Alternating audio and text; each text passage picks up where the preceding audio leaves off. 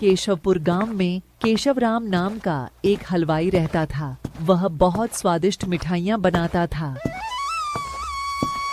दूर दूर तक उसकी मिठाइयों की चर्चा फैली हुई थी। एक दिन पास के गांव के जमींदार ने उसे अपने यहाँ मिठाइयाँ बनाने को कहा। अरे केशव, ओ केशव, कल तुमको हमारे यहाँ मिठाइयाँ बनानी हैं। हाँ जमींदार, जरूर बनाऊंगा। आपके यहाँ तो मैं सबसे स्वादिष्ट मिठाइयाँ बनाऊंगा। अच्छा केशवराम, तो अब मैं चलता हूँ, तुम कल आना। वाह केशवराम, बहुत अच्छी मिठाइयाँ बनाई हैं तुमने। अब मैं अपने घर जाना चाहता हूँ। ठीक है केशवराम, ये मिठाइयाँ अपने घर लेते जाना। केशवराम मिठाइयों को लेकर अपने घर की तरफ चल देता है। जैसे ही वह एक पेड़ के पास से गुजरता है, सामने एक चुड़ैल आ जाती है। मैं बहुत दिनों से भूखी हूँ, इसलिए आज मैं तुम्हें खा जाऊंगी। केशवराम बहुत डर गया, लेकिन उसने हिम्मत से काम लिया। उसने कहा, नहीं नहीं, मुझे मत मारो। अगर तुम मुझे खा जाओगी तो इस रास्ते पर कोई नहीं आएगा। फिर तुम किसे खाओगी? लेकिन मुझे भूख लगी है, मैं क्या करूं? मेरे पास मिठाइयाँ हैं, तुम चाहो तो खा सकती हो। हाँ, जल्दी लाओ, जल्दी लाओ। केशवराम सारी मिठाइयाँ खोलकर उस चुड़ैल के सामने रख देता है।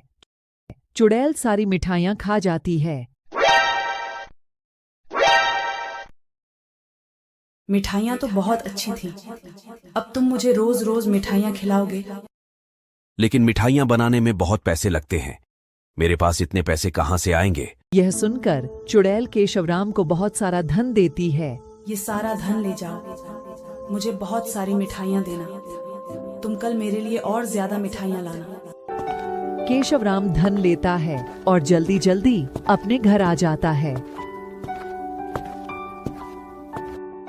घर आकर अपनी पत्नी को सारी बात बताता है तो पत्नी कहती है, सुनो जी, आप अब उस पेड़ के पास कभी मत जाना। हाँ, अब मैं वहां कभी नहीं जाऊंगा।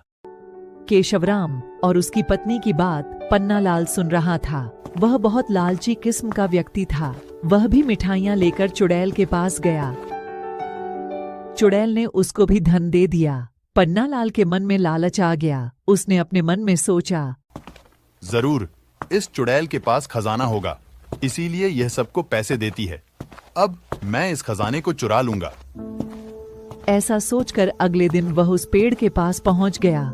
चुड़ैल जान गई कि यह खजाना लेने आया है और उसे मार डाला। तो अब आप जान गए होंगे कि लालच नहीं करना चाहिए।